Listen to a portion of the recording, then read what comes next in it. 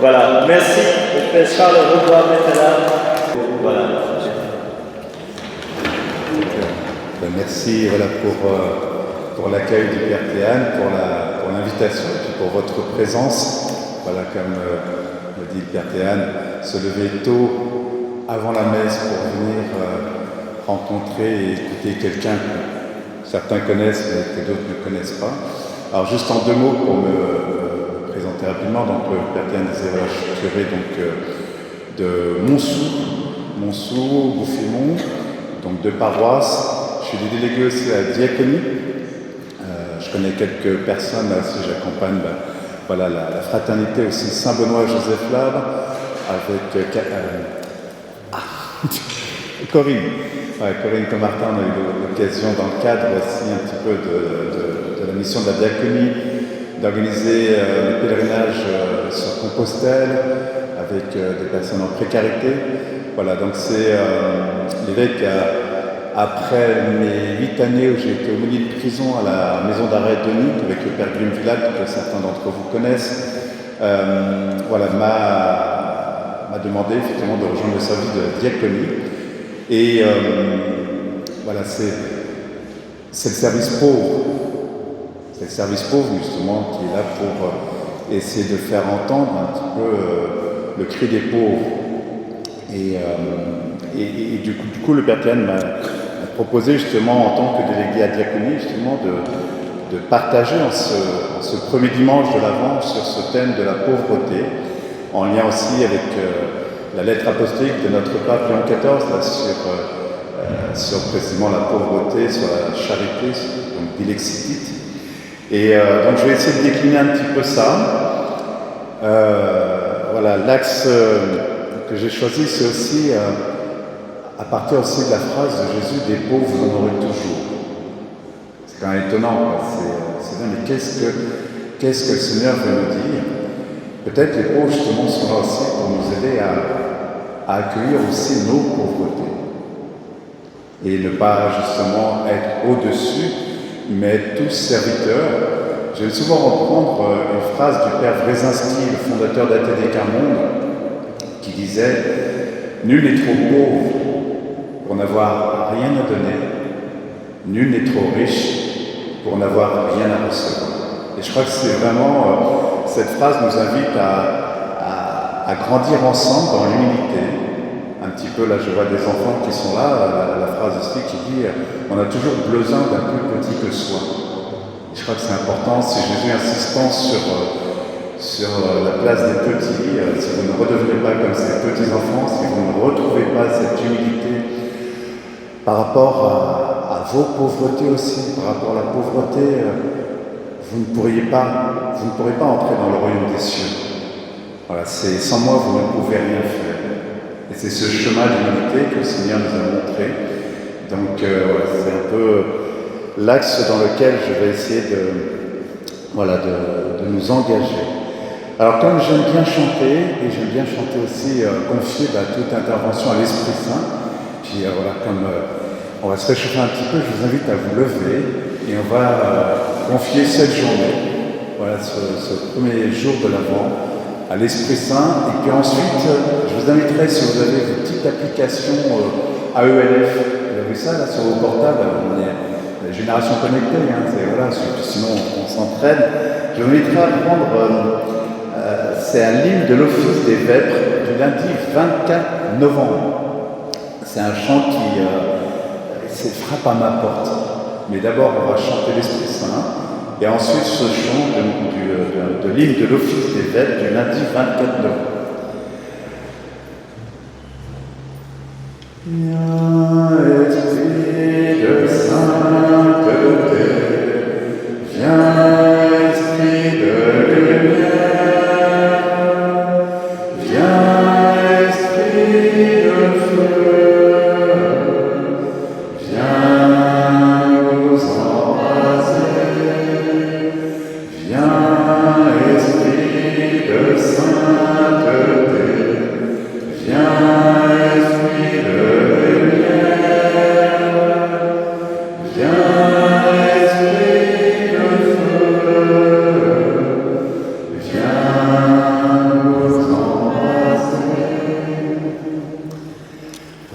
prenons maintenant l'hymne « Frappe à ma porte » pour que le Seigneur nous fasse entendre précisément cette présence qui est là, à la porte de notre cœur et qui nous invite à ouvrir pour tout lui offrir et tout recevoir de lui. Frappe à ma porte, toi qui viens me déranger. Frappe à ma porte, tu viens me ressusciter. Je ne sais ni le jour ni l'heure, mais je sais que c'est toi, Seigneur.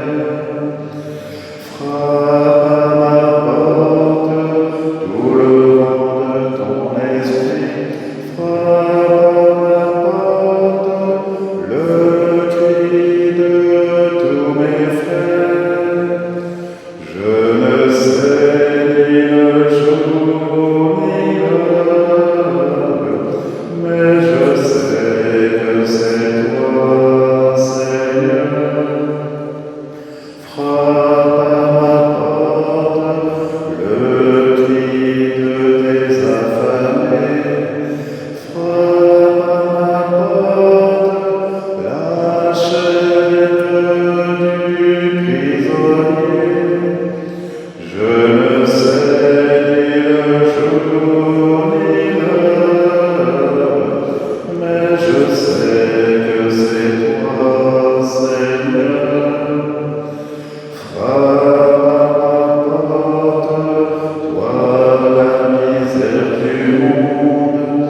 Frappe à ma porte, le Dieu de toute ma joie.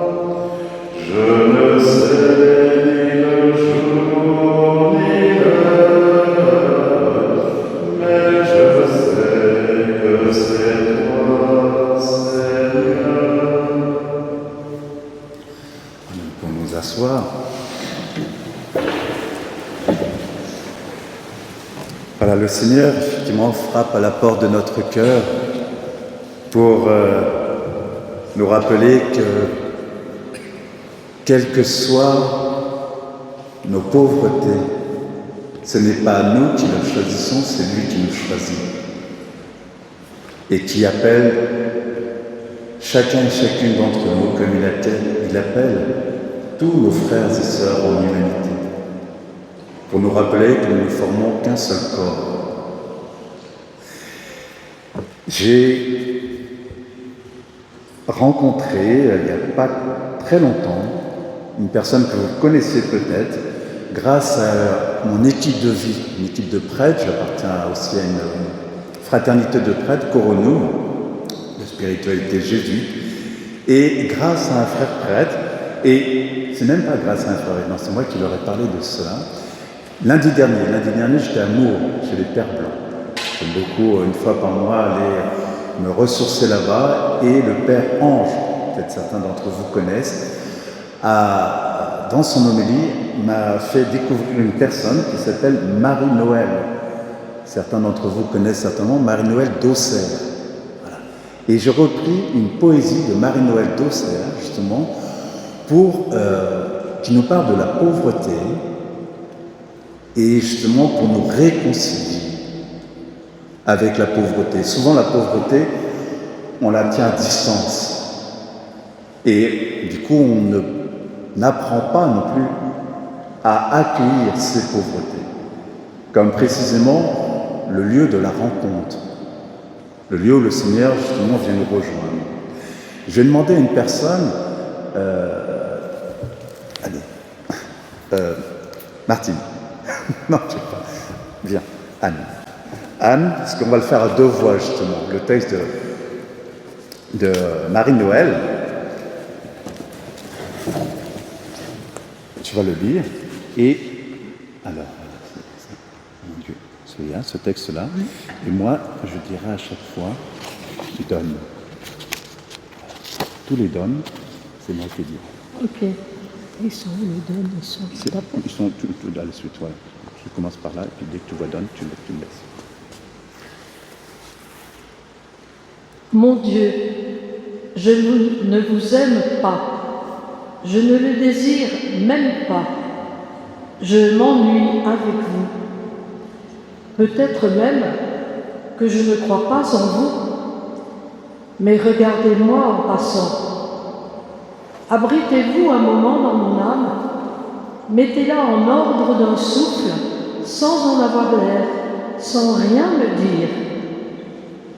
Si vous avez envie que je croie en vous, apportez-moi la foi. Si vous avez envie que je vous aime, apportez-moi l'amour. Mais je n'en ai pas et je n'y peux rien.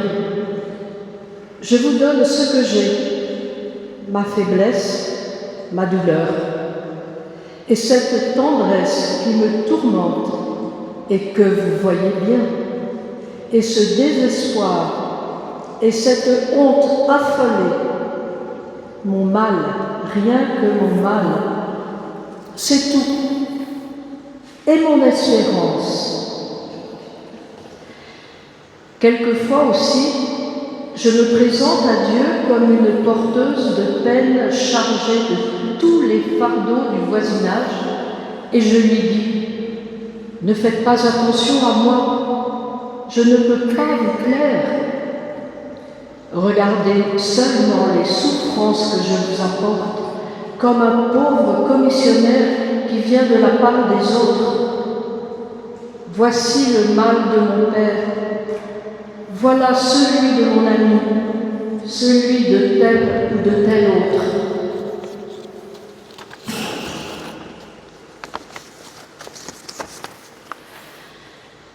Vous voilà, mon Dieu, vous me cherchiez? Que me voulez-vous? Je n'ai rien à vous donner. Donne. Depuis notre dernière rencontre, je n'ai rien mis de côté pour vous. Rien. Pas une bonne action. J'étais trop lasse. Rien. Pas une bonne parole. J'étais trop triste. Rien que le dégoût de vivre, l'ennui, la stérilité. Donne. La hâte, chaque jour, de voir la journée finie, sans servir à rien. Le désir de repos loin du devoir et des œuvres. Le détachement du bien à faire. Le dégoût de vous, ô mon Dieu. Donne. La torpeur de l'âme, le remords de ma mollesse, et la mollesse plus forte que le remords. Donne. Le besoin d'être heureuse, la tendresse qui brise, la douleur d'être moi sans recours. Donne. Des troubles, des épouvantes, des doutes. Donne. Seigneur, voilà que, comme un chiffonnier, vous allez ramassant des déchets, des immondices. Quand voulez-vous faire, Seigneur? Le royaume des cieux. Merci. Merci, Yann. Un texte que je ne connaissais pas. Un texte qui, justement, nous invite à tout donner. Lorsqu'on n'a pas tout donné, on n'a rien donné. Et souvent, on veut donner effectivement ce qu'on pense, ce qu'il y a de meilleur en nous. Nos pauvretés, on n'aime pas trop les donner, on n'aime pas trop les montrer. Et c'est pour cela que souvent, on les tient à distance. Apprendre à donner, effectivement, c'est peut-être une clé pour regarder les pauvres autrement, en apprenant déjà aussi à regarder ses propres pauvretés. Marie-Noël, donc, qui a écrit ce poème et qui a écrit tant d'autres poèmes, pseudonyme de Marie Rouget, dite la Fauvette d'Auxerre, est une poétesse et écrivain française, née le 16 avril 1883 à Auxerre, décédée le 23 décembre 1967, à Auxerre également, où elle est inhumée. La première partie sur laquelle je voudrais justement approfondir avec vous, c'est apprendre à tout donner, même ses échecs. Si on n'a pas des fleurs à donner, on a au moins des épines. C'est ce que semble exprimer clairement Marie-Noël dans cette poésie que nous venons d'entendre. Est-ce que donner ne veut pas dire s'abandonner dans les mains de Dieu, qui seul peut remplir nos abandons? Compter sur lui. Ne pas simplement s'appuyer sur ses propres forces, sur ce que je crois posséder et qui souvent me possède, nos fausses sécurités. Donner notre amour, même nos échecs. N'est-ce pas ce que nous donnons et disons à Dieu dans le sacrement de la réconciliation? Vous m'entendrez aujourd'hui justement faire ce lien entre nos pauvretés, les pauvretés de notre monde et ce sacrement de la réconciliation. Lui, de condition divine, n'a rien retenu du rang qu'il égalait à Dieu. Il s'est anéanti. Il a pris sur lui toutes nos pauvretés, toutes nos souffrances, toutes nos misères, pour précisément nous apprendre à lui donner et à traverser avec lui justement toutes nos morts. Donner nos problèmes à Dieu, nos impuissances, nos ras-le-bol, comme nous l'avons entendu dans ce poème, même pastoraux. Nos prêtres, on n'est pas au-dessus de la mêlée. Il y a des moments où on est fatigué. Je ne sais pas pour toi, Théane, mais moi, quand je suis fatigué, je deviens vite fatigant. Ça fait partie aussi de mes pauvretés. Il faut que j'accepte, effectivement, il faut que j'apprenne à les accepter. Et je demande l'aide de mes paroissiens, je demande la prière de mes paroissiens, pour que je sois moins fatigant pour eux. Oui, il y a plus de joie à donner qu'à recevoir, nous dit saint Paul en Acte 20, verset 35. Permettre aux pauvres, donnez-leur leur pauvreté en les écoutant et en les accueillant, c'est un premier pas pour leur permettre de se relever. Permettre aux pauvres de donner leur pauvreté en les écoutant. Quand nous allons au sacrement de la réconciliation, nous sommes ces pauvres qui peuvent faire l'expérience précisément d'une écoute bienveillante, une écoute qui invite au relèvement. Je crois en toi, je t'ai choisi, je t'aime. N'aie pas peur, effectivement, de renaître à cette vérité qui te rappelle qui tu es, un fils, une fille aimée de Dieu. En ce sens, nous avons tous quelque chose à donner. Je vous l'ai dit tout à l'heure en introduction, cette phrase du Père Wresinski, nul n'est trop pauvre pour n'avoir rien à donner, nul n'est trop riche pour n'avoir rien à recevoir. Même nos défauts, nous sommes invités à les donner pour ne pas nous replier sur nous-mêmes, pour ne pas tourner le dos précisément à ceux qui nous accusent. Le Seigneur, lui, nous dit bien, je ne suis pas venu vous accuser, je ne suis pas venu vous juger. Ne jugez pas et vous ne serez pas jugés. Ne condamnez pas et vous ne serez pas condamnés. Souvent, nous avons un regard sur la pauvreté en maintenant à distance, en disant c'est qu'ils l'ont bien voulu. Ils peuvent s'en sortir. Parce que la pauvreté fait peur. Le Christ, lui, n'a pas eu peur de la prendre sur lui. Et il nous invite à ne pas avoir peur, en portant nos propres souffrances, pour apprendre à aider les autres à les porter. Dieu habite nos pauvretés. Même nos défauts, nous sommes invités à les donner. L'acte de donner est spirituellement vivifiant.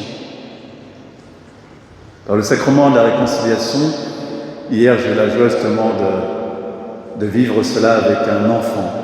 C'était la première fois. Un jeune orthodoxe qui vient depuis les cendres de cette année le mercredi décembre avec sa maman, sa famille, Mathieu. À peine 10 ans, il me dit voilà, c'est la première fois. Il avait peur. Souvent nous avons peur.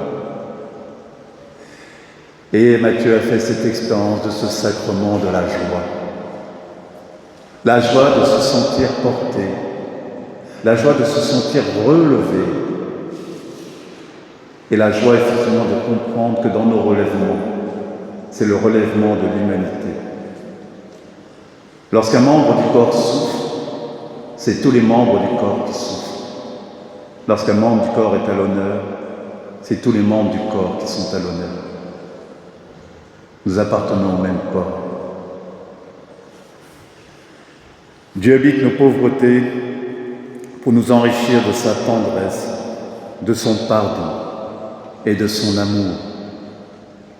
Et c'est cette expérience que nous devons faire aussi avec ceux qui n'ont pas encore fait cette expérience de la rencontre, pour ne pas simplement les assister, mais les accompagner et découvrir que ce sont eux aussi qui nous accompagnent sur ce chemin de l'humilité. Avec Anne et avec d'autres personnes, nous avons eu effectivement, oui, on peut dire la joie de vivre ces années en milieu carcéral auprès de frères enfermés en eux-mêmes, de voir comment mes plus belles confessions justement étaient en prison. D'entendre, de prendre le temps d'écouter, de prendre le temps de ne pas juger. Ne pas juger, c'est apprendre à devenir libre et se dire, si j'avais vécu ce qu'il avait vécu, si j'avais connu ce qu'il avait connu, est-ce que j'aurais fait mieux? Est-ce que j'aurais fait pire? Est-ce que j'aurais fait pareil? C'est cette tendresse de Dieu que nous sommes invités à accueillir dans ces pauvretés.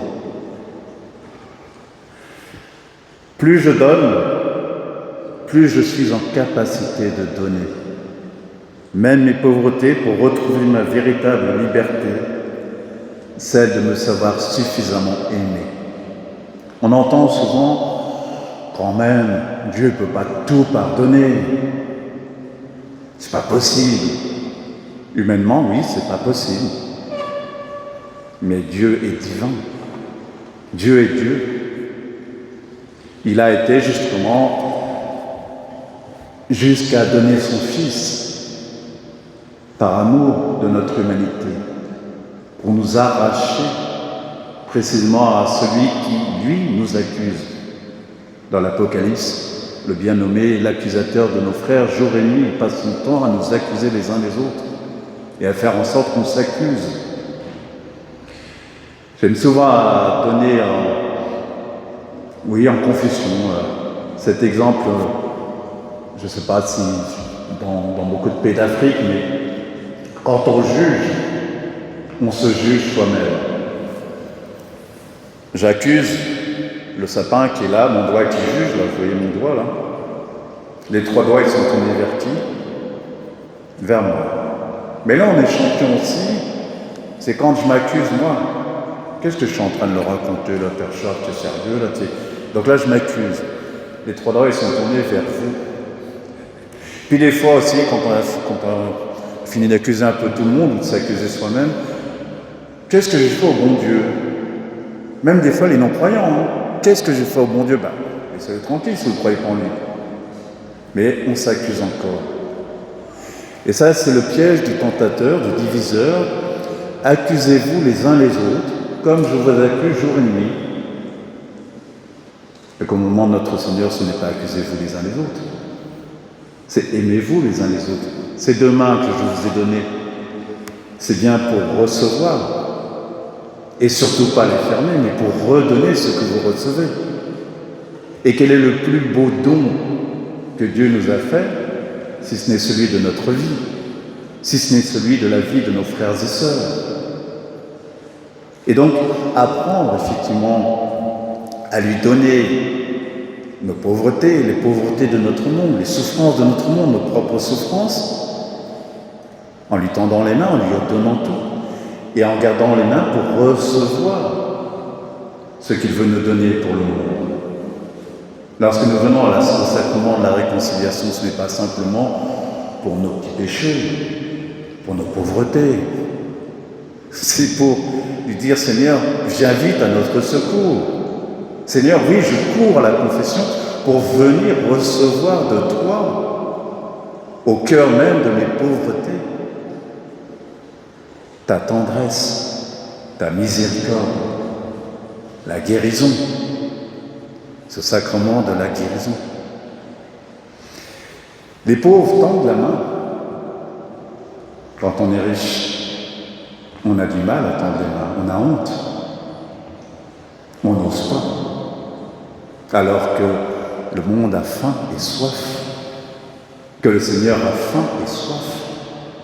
Sur le bois de la croix, il dira effectivement, j'ai soif.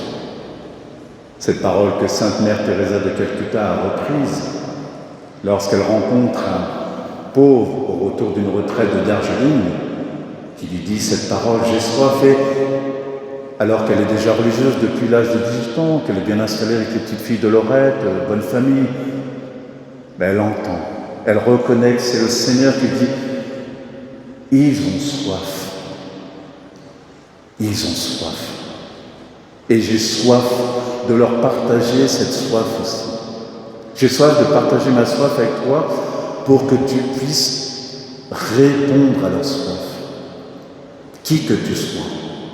Et Mère Teresa, effectivement, va tout laisser pour aller vivre avec eux. Alors on se dirait, mais des Mères Teresa, ça c'est vrai, mais Corinne, j'ai appris récemment que dernièrement, et pas pour, parce que voilà, mais que effectivement avec ton époux, vous avez accueilli quelqu'un là pendant presque 3 ans, je ne sais pas, ou 3 mois, je ne sais plus exactement, mais du jour au lendemain, comme ça, une situation d'une maman qui se retrouve à la porte et avec un enfant, et je ne sais pas si moi j'arriverai à le faire comme ça, puis ça va être quand même un peu compliqué, parce qu'effectivement, avec aujourd'hui toutes les actualités, dire, tiens, le prêtre, voilà.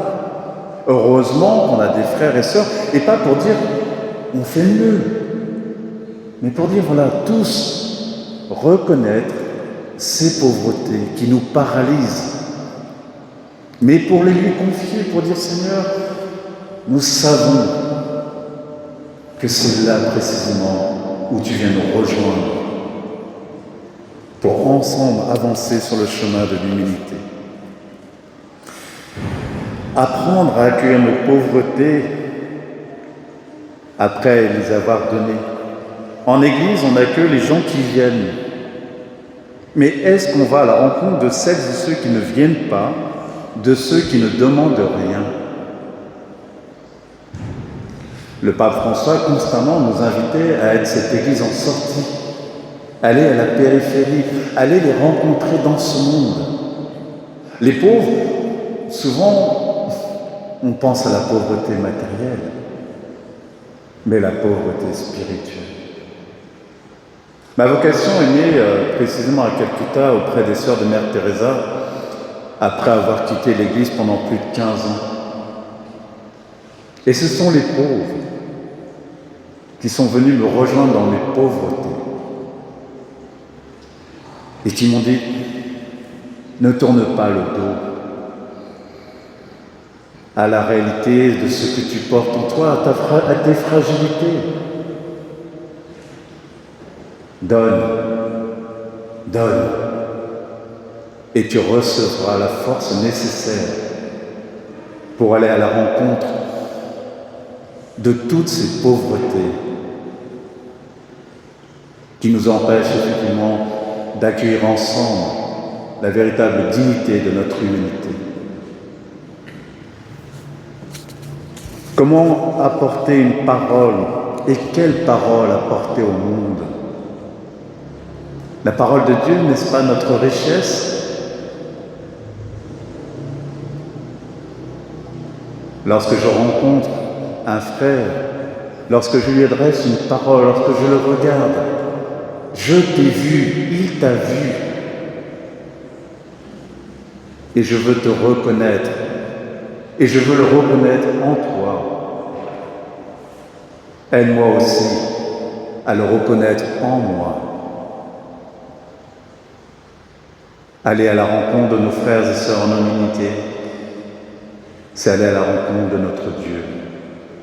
Dieu ne nous attend pas, je ne sais où. Il s'est incarné, il ne cesse de s'incarner.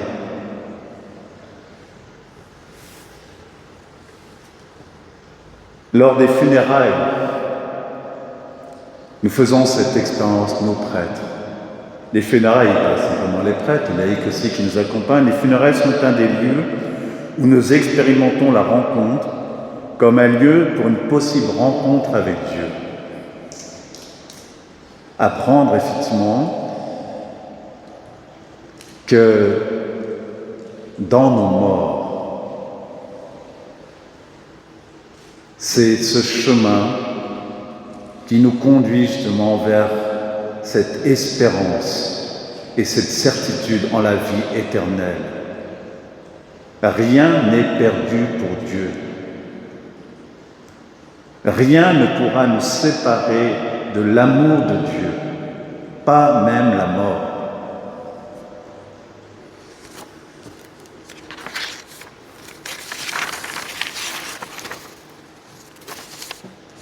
Il est important de savoir accueillir la puissance de la résurrection, celle de la miséricorde de Dieu pour nous et pour notre humanité.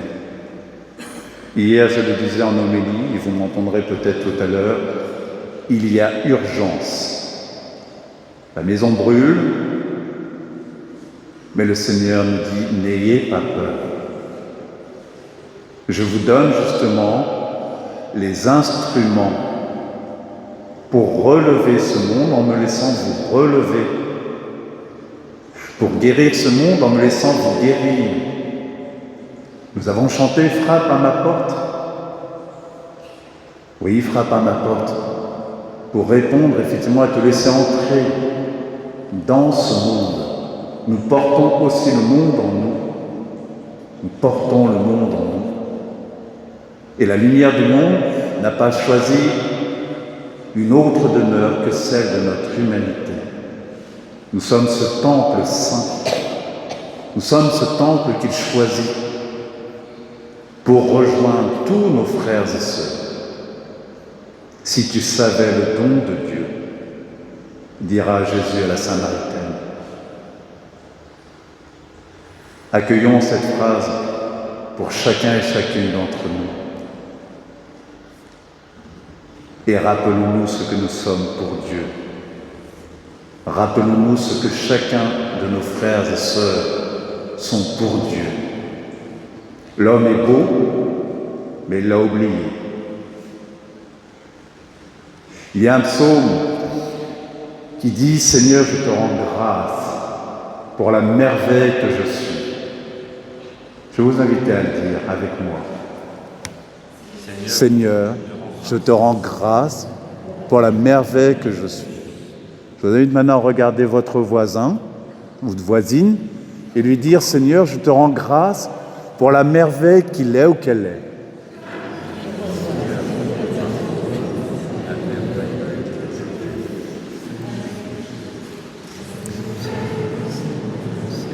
Et vous voyez, naturellement, ça nous fait sourire. Parce qu'on n'est pas habitué, mais ça nous met en joie. Il y a quelque chose de naturel qui est là, cette merveille. On le réalise que quand, au niveau de la santé, ça commence à décliner, que nous sommes beaux. L'humain est beau. Un Dieu qui s'est fait homme pour nous rappeler la beauté de notre humanité. Et nous dire, ne cherchez aucun autre trésor.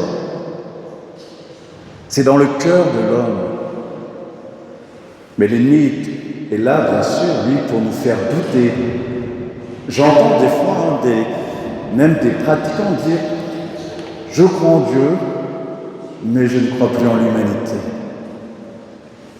Quelle tristesse! Il faut demander justement à Dieu de ne pas désespérer de l'homme. Dieu espère toujours en l'homme. Il nous appelle. N'oublions pas que notre espérance est d'être porteurs d'espérance de la résurrection, alors que nous sommes remplis de faiblesses. Oui, c'est parce que nous faisons l'expérience de nos propres faiblesses que nous pouvons comprendre et accueillir la faiblesse des autres. En milieu carcéral, je disais souvent, j'entre en prison, mais je disais, j'allais voir mes frères détenus.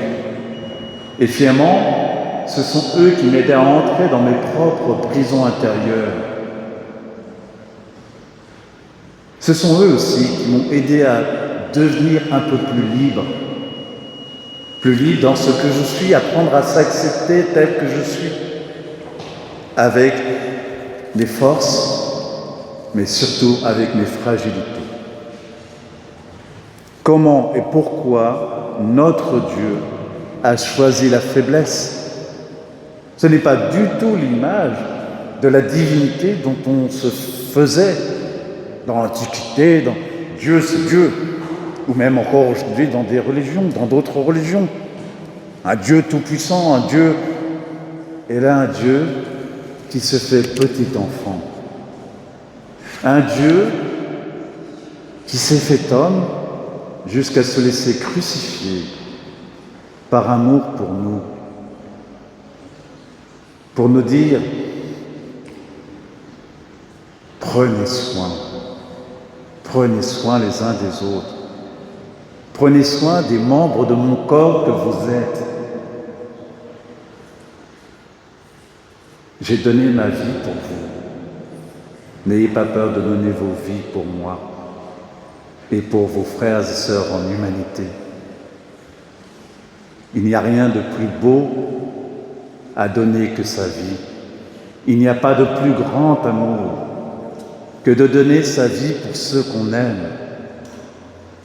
Jésus nous aime tous et ne fait aucune différence entre nos richesses, nos pauvretés. Il est venu à notre rencontre. Pourquoi, saint Paul dit-il, c'est lorsque je suis faible que je suis fort. Ce n'est pas par fantaisie, parce qu'il en a fait l'expérience. C'est le même saint Paul qui dira « Seigneur, enlève de moi cette écharpe de la chair » et d'entendre le Seigneur lui dire « Ma grâce, elle te suffit ».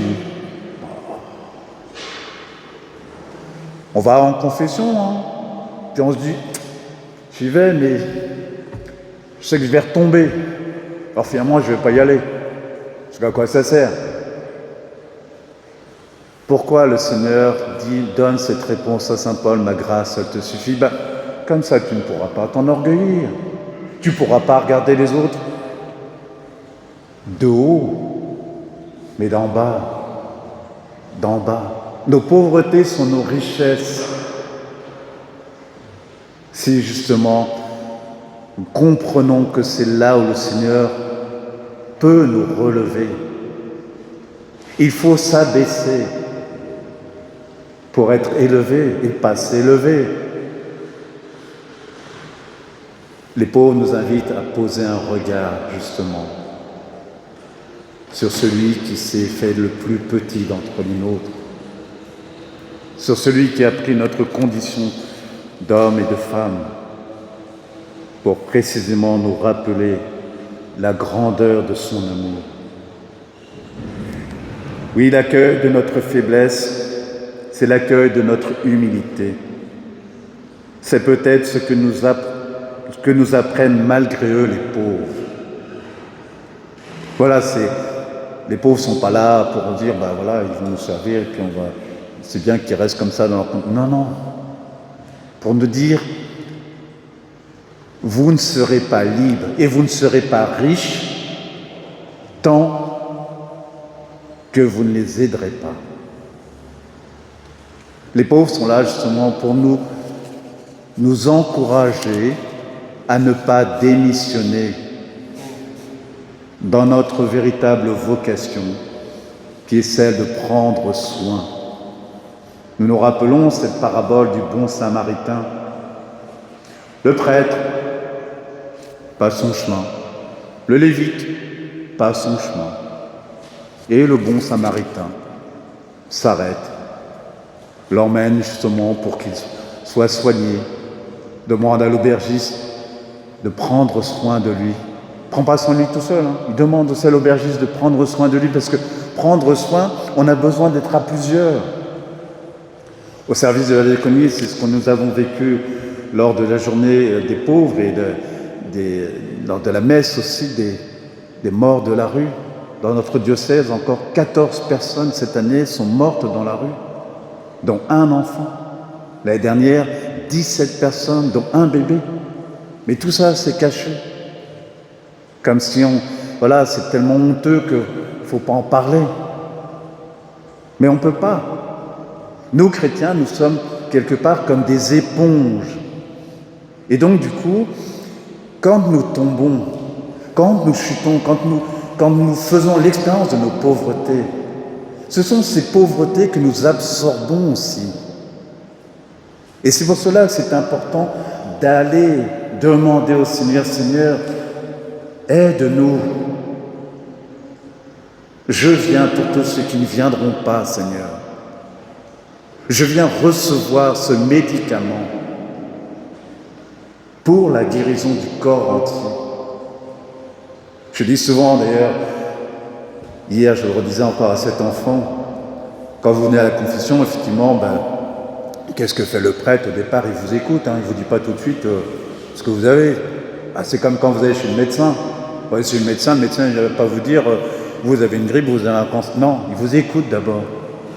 Et puis, de cette écoute, il a une oreille tendue, puis il va essayer de vous aider, il va donner un diagnostic, il va vous donner une parole et puis ensuite, il va vous donner le sacrement, et puis après, il vous envoie à la pharmacie du bon Dieu, avec ce qu'on appelle la pénitence. La pénitence, c'est l'ordonnance du prêtre, c'est l'ordonnance du Seigneur, qui vous dit, voilà, faut aller à la pharmacie, tu ne vas pas acheter le médicament, tu vas revenir. Et donc moi souvent justement je demande aux personnes, je leur confie des personnes malades, je leur confie des personnes pauvres, je leur confie des prisonniers. Et je leur dis mais merci. Merci d'être ces instruments dans les mains du Seigneur, ce bistouri, ce médicament pour qu'il guérisse. Sans vous, nous ne pouvons rien faire. Et le Seigneur, ce qu'il nous a donné, voilà, Père, pardonne-leur, ils ne savent pas ce qu'ils font, je leur donne. Je vais demander, est-ce qu'il y a un enfant qui est là, non? Tiens, viens. Ouais, viens.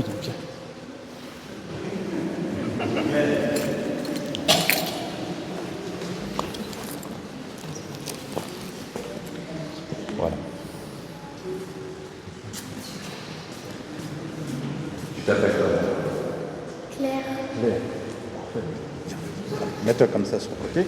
Alors Claire, tu vois, je vais te donner, c'est mon portefeuille. Mais il y a des sous. Et du coup, ça c'est juste symbolique, mais voilà, c'est le Seigneur qui te dit, Claire, reçois pour ce monde le trésor de mon amour, le trésor de ma miséricorde, de pardon. Dis-leur qu'il n'ait pas peur, comme toi, de recevoir cet amour. Mais comme tu ne le connais pas, je dis, tu as un peu peur, alors quand je vais te donner mon portefeuille, tends les mains, tu peux tendre, comme ça. Quand je vais te tendre le portefeuille, tu vas écarter les mains. D'accord? Attention, je te donne. Tu es prête? Donc le portefeuille est tombé par terre, la miséricorde de Dieu est tombée par terre. Son amour pour nous est tombé par terre. Le médicament est tombé par terre. La guérison pour le monde est tombée par terre. Donc, c'est cassé. Par contre, la Claire, tu te dis non, c'est pas possible. Seigneur, oui, je ne veux pas laisser tomber. Ils ont tellement besoin. Ce monde a besoin de cette guérison. C'est un trésor que tu me donnes. Donc, Seigneur, oui, je vais le recevoir. Alors là, je vais te donner. Tu prends bien. Ah oui. C'est la timidité des fois. Voilà, alors hop. On recommence. Voilà, c'est comme la confession, il faut s'entraîner. Hein. C'est comme le vélo. Au début, le vélo, c'est dur. Puis plus on pédale, plus on voit la confession, plus c'est naturel. Donc là, tu vas bien recevoir, hop, voilà, et puis tu peux donner à Anne, c'est ça donner à Anne. Voilà, Anne qui donne à sa voisine. Voilà, le voisin qui passe à la bouche derrière. On fait des pattes de rugby, on passe au voisin. Voilà, on passe à la sœur. Voilà, on passe à la voilà. Et à la fin, c'est le portefeuille. Et la direction circule. Et le monde se porte bien. Et le portefeuille, voilà. Mais, merci beaucoup, Claire. Merci. Et c'est peut-être justement apprendre à recevoir. Ne pas avoir peur. Il a tellement de choses à nous donner. Et les pauvres, justement, sont ces mendiants de son amour, en mendiant aussi notre amour, en mendiant notre regard, en mendiant notre sourire, comme nous l'avons exprimé tout à l'heure. Seigneur, je te rends grâce pour la merveille que je suis. Seigneur, je te rends grâce pour la merveille qu'il est. Aide-moi à l'aider à le découvrir. Je vous l'ai dit, en Inde, j'ai vécu une année où j'ai vu la misère. Mais quand je suis rentré à Paris, j'ai vu une grande misère, celle de la spiritualité. Ne nous laissons pas justement enchaîner par nos fausses richesses. La plus grande des richesses que nous portons, elle est en nous. C'est ce que nous sommes, les uns pour les autres, ce que nous sommes pour Dieu et ce qu'il est pour nous. Je ne sais pas au niveau, voilà, je pense que c'est bien dans un premier temps, puisque cet après-midi, il y a la suite. Merci beaucoup au Père Charles Robois pour ce temps de réflexion et de partage très personnel, très profond, mais aussi très concret, n'est-ce pas? Vous avez des exemples. Alors sûrement vous avez des réactions, des questions, des témoignages. On a 10 minutes, un quart d'heure pour en parler. Donc dormez aussi. Peut-être Charles a dormi, ça va. Vous pouvez dormir. Il y a parmi nous, il y a les acteurs de la diaconie. Voilà, peut-être parfois vous faites de belles rencontres avec les pauvres. Ces rencontres vous ont interpellé, vous ont touché, témoigné. Voilà, je sais qu'il y a Corinne avec d'autres personnes, donc depuis des années, avait lancé le relais Saint-Martin. Voilà, ça évolue, ça se transforme. Mais vraiment, notre évêque aussi, là, vous allez recevoir là prochainement, peut-être aujourd'hui, je ne sais pas, la lettre pastorale. Et il insiste, et lui-même a fait l'expérience. Il est arrivé donc maintenant il y a 1 an sur le diocèse. Et dès son arrivée, il a demandé à pouvoir faire des maraudes 1 fois par mois avec l'ordre de Malte. Et il nous disait, ce n'est pas du tout naturel, ce n'est pas du tout sa fibre. Il n'y a pas de honte. Mais du coup, il commence à chaque fois, il revient. Y aller des fois sous la pluie, c'est tout, c'est pas facile. Mais du coup, voilà, il peut partager quelque chose de cette expérience, de ce vécu, et il en revient toujours transformé. De voir qu'il y a de la chaleur dans chacune de ces rencontres.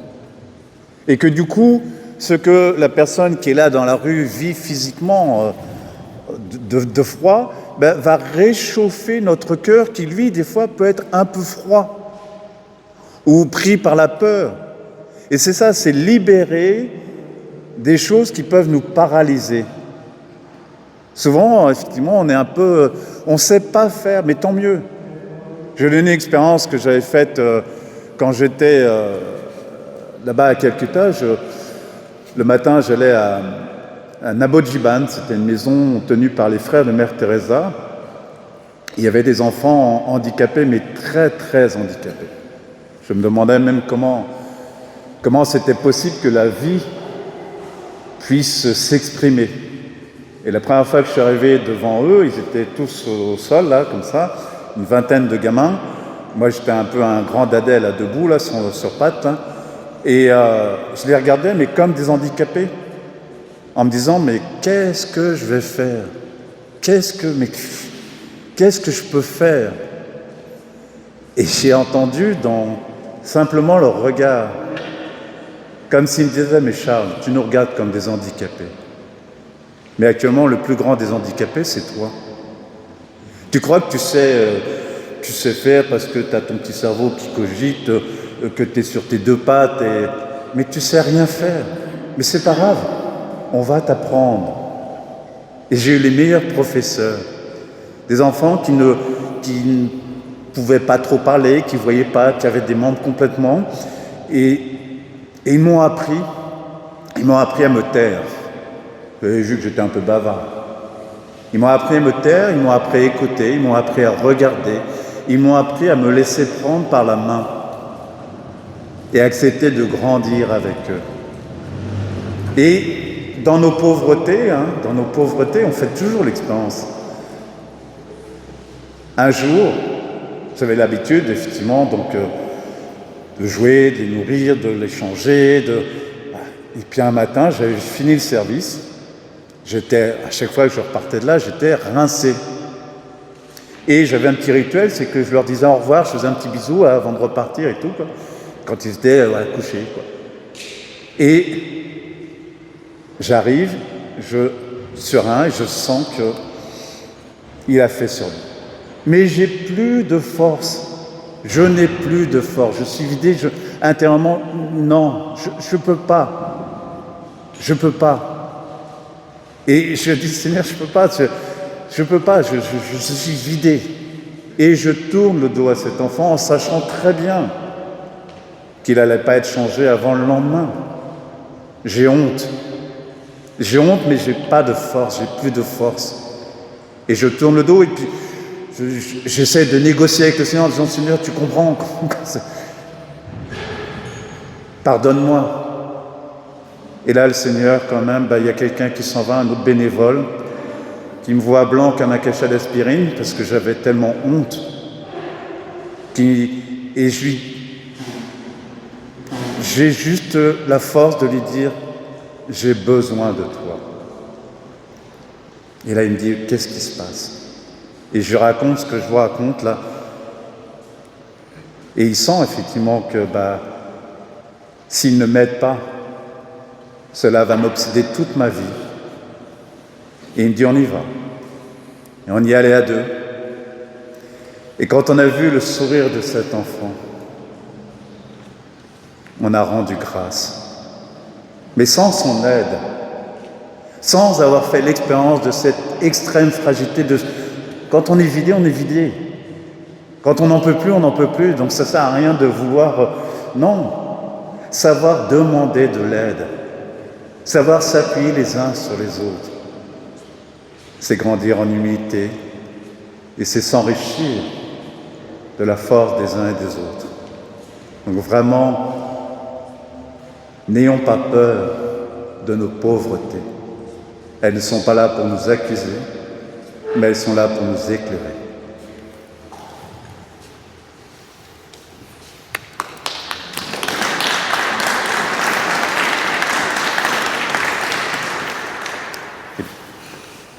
Parole est à ceux qui veulent parler.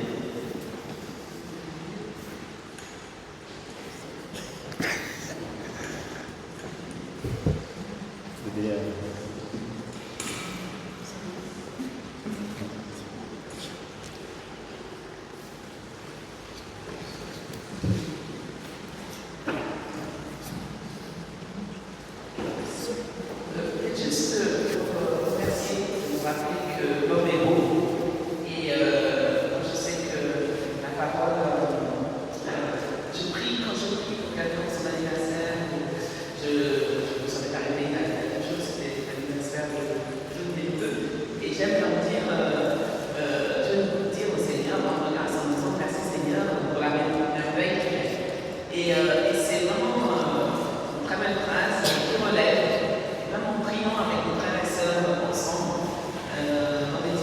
et juste dire oui, tu es une merveille pour le Seigneur et pour nous.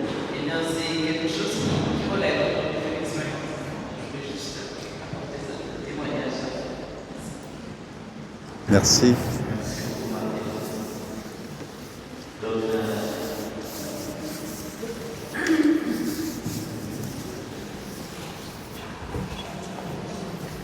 Je veux rebondir sur une phrase que tu as dit tout à l'heure, Jacques. L'homme est beau et souvent il a oublié.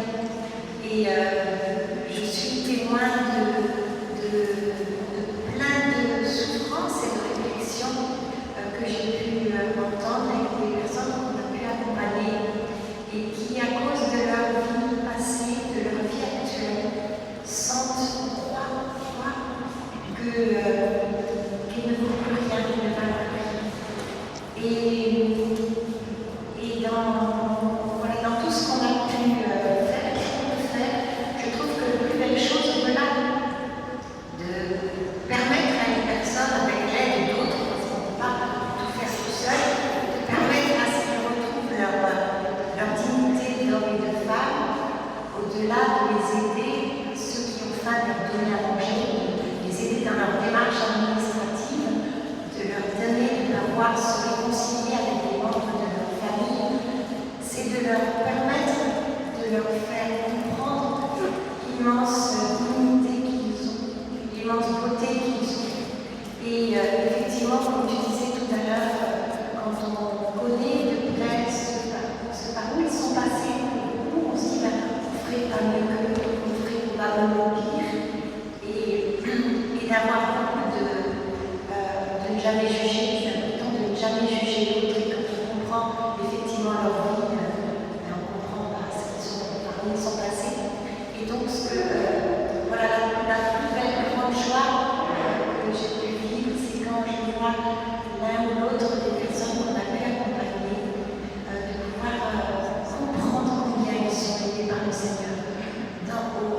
Sur l'Isle-Adam, les personnes qu'on a pu accompagner, la majorité étaient déjà baptisées, avaient été à la messe quand ils étaient petits, et par leur vie passée, maintenant tout ça c'est terminé pour moi, j'en ai trop fait, et le Seigneur ne peut pas m'aider. Et quelle grande joie quand on peut voir que petit à petit, ils ont non seulement retrouvé leur dignité d'homme et de femme, mais ils ont retrouvé leur dignité d'enfant de Dieu. Ils savent que le Seigneur ne l'a jamais enlevé son amour et sa tendresse, mais qu'ils sont vraiment enfants de Dieu, qu'ils ont leur place dans l'Église. Et j'aspire à ce que dans nos paroisses, dans les paroisses de France, on puisse ouvrir largement nos portes et à toutes ces personnes pas trop loin et de l'Église. Ils ont leur place, ils sont l'Église et ils ont vraiment leur place. Et ouvrons nos cœurs, ouvrons nos paroisses, ouvrons toutes les missions de l'Église, que ça soit pour tout, lire à la messe, faire partie des différentes équipes. Et c'est vraiment personne en situation de retrouver sur la richesse de l'Église. Merci Corinne. Dans ce que tu dis, c'est comment j'ai commencé la première partie justement sur l'importance de donner et de savoir recevoir aussi. Et c'est là où l'accueil aussi dans nos églises est important, quoi. Et les recevoir tels qu'ils sont, pas tels que nous les rêvons, comme chacun d'entre nous est différent. Nos différences sont nos richesses. C'est ne pas avoir peur justement de ces différences qui nous permettent de faire tomber des murs et construire des ponts entre nous. Et je crois que c'est vraiment ça qui doit guider notre marche. Là, nous entrons dans l'avant et que cette marche, justement, il est venu à notre rencontre, mais pour que nous allions à sa rencontre dans toutes nos rencontres. Je crois que c'est ne cherchons pas Dieu ailleurs qu'au cœur même de notre humanité. Il s'est fait petit enfant rempli de fragilité. Il est mort sur la croix complètement fragile pour nous dire, voilà, vos fragilités constituent, ça fait partie de notre humanité, mais quand je dis souvent, quand une maman porte son bébé dans les mains ou un papa, il n'y a rien de plus fragile et qu'on fond devant cette fragilité. Et c'est bizarre parce que la fragilité, elle a pris quelques centimètres, 1m70 ou 80, qu'elle a pris quelques kilos, là, elle nous fait peur, on lui tourne le dos. C'est horrible parce qu'on se tourne le dos. Et c'est en ça, n'oubliez pas, si le Seigneur s'est fait petit enfant aussi, c'est bien pour nous rappeler un peu ce que Saint-Ex nous dit dans le Petit Prince. Hein. Tout le monde connaît la phrase « L'essentiel est invisible pour les yeux, on ne voit bien qu'avec le cœur ». Mais la phrase la plus importante, c'est la dernière phrase du livre.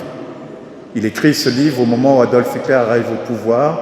Il écrit ce livre pour son meilleur ami Léon Wers en disant « S'il vous plaît, si vous l'avez retrouvé, écrivez-moi vite. Si vous avez retrouvé cette relation avec l'enfant intérieur. » Les sœurs de Mère Teresa, je les ai rencontrées à Noël 1999. J'étais au bord du suicide, après une rupture, et ce sont ces pauvres, chez les sœurs de Mère Teresa, en allant les servir, qui m'ont relevé, qui m'ont tendu, je suis venu les servir, hein. Mais finalement, en les servant, j'ai compris que c'était un autre qui me servait. Comment le Seigneur est passé par eux, justement, pour me catapulter sur un autre orbite, là, 600 SDF qui venaient chercher une soupe, une nourriture, et qui finalement m'ont servi moi. Et je crois que c'est vraiment, n'ayons pas peur, apprenons justement dans nos rencontres à le laisser agir, et précisément justement dans tous ces lieux de guérison que nous pouvons lui offrir. Je pense que voilà, là, les gens arrivent.